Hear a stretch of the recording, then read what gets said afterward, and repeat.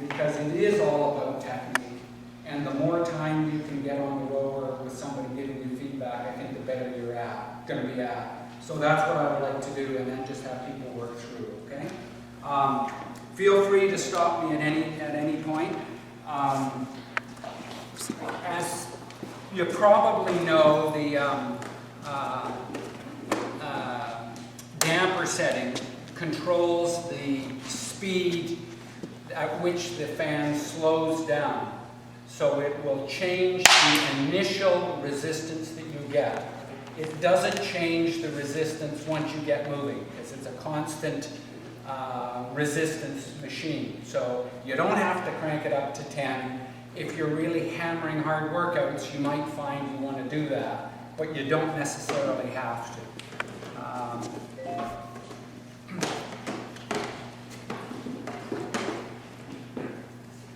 I probably won't work out.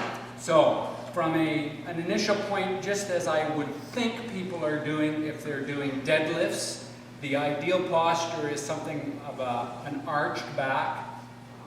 Knees can come right up to vertical. That would be over compression, but that would be your initial position. Arms forward, legs first. Now you see I'm already back. Now I come up, drive, back, arms. Arms, back, legs.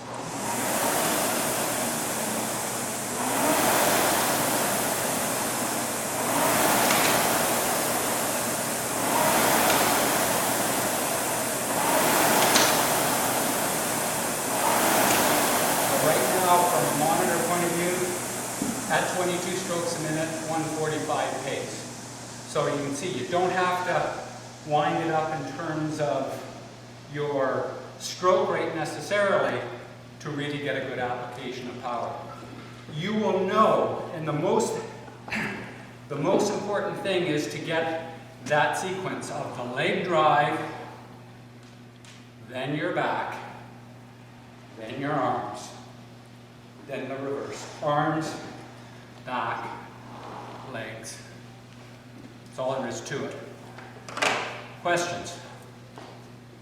It depends. It depends on what I'm doing. So if I'm racing 500 meters, I'll put it on 10 because I'll be rating at 50 to get my time over 500 meters. And I can't go any faster. So I need to get that flywheel slowed down so that I can at least apply some pressure. But again, and big, strong guys, hey, they can handle 10, no problem. But again, if you look at the monitor, you can actually, at the opening screen, there's a place where you can say, if you go to options, it'll say check damper setting, and then you press that button, and you do a few strokes, and you'll get a number, 100, 120, 150. That's actually what you should be doing to know where you want to be at, because every machine is different. If the fan's clean, it's quite different than if it's a dirty one. So on my machine, at a damper of 10, it would be 228 will be the actual the damper setting for that that number, but another machine will be different. So what do you know what your ideal is then, Steve? Pardon? What do you know what the ideal is for you? Okay. It's trial and error. Okay. And again, somebody will, as you can see, it's a fairly explosive movement. So you can do a 3-rep max, and you'll be hitting paces of 114. A big guy like him might get 110 per 500 pace. Somewhere close to 1,000 watts. In the third pull. I think Ray's got a couple of kids in school already. Yeah. So you can generate huge power without getting wound up and warmed up. Cool. So what? Yes, sorry. Is it typical for the toe straps to get loose as you're rowing, or is that a fault of technique? No, it's interesting you say that. A lot of people will row like that because you have to have better technique So you practice like that. So straps out is hard, but there's 138 pace. So you can row at a reasonable effort, straps out. And good rowers will do miles and miles and miles like that, so they get efficient. You can, if you tuck that strap underneath like that, they're less likely to slide. So tighten them up and then just give them a little wrap. You know, if you're racing or something, you don't want that because you need something because you're actually pulling yourself back. But you should be you're just coming back. It's got a slope for a reason. It's all the drive, slow recovery. Drive, slow recovery.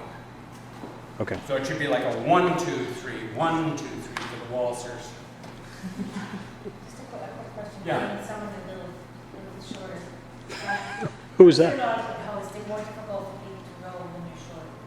Any tips on it? There's no question that span and leg length is an advantage for an elite rower. So, you know, if you look at most of the people in the Olympics, for whatever weight category, they're relatively tall. By the same token, there are people who, you know, don't fit the mold. I think the top guy in my age category, age and weight category, is 5'6", and you know, I'm 6 feet, and I can't touch his tongue. So it is a disadvantage, but you know, you can still row and you can still go hard for you, and that's the important thing. But you know, to be a world champion, you got to be that much better to compete evenly against someone small. That's all. That's all. Good. No more questions. What would people do? How do people want to go through things? I'm just thinking if you wanted to stay active between, you know, going through this, we could have people cycle through. I can, then other people can be doing other things, and then maybe have five ergs. Yep.